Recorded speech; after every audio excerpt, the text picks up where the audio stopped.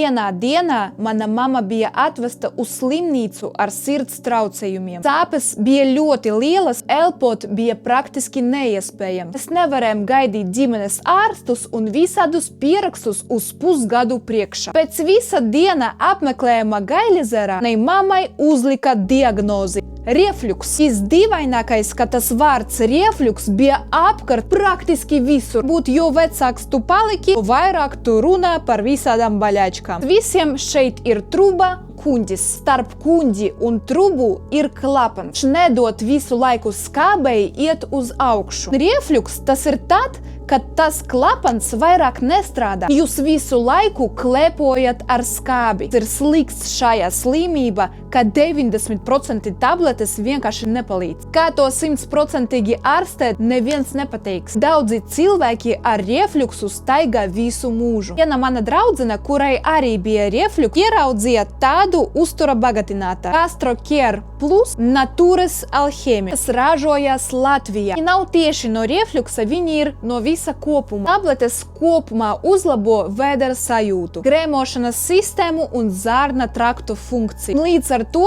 noņem gan refluksu, gan grēmas. Pagāja 1 mēnesis, kopš mana mama lieto šitas tabletes, un viņai ir reizēm labāk. Padalies ar saviem tuviem cilvēkiem, kuriem arī ir tāda problēma.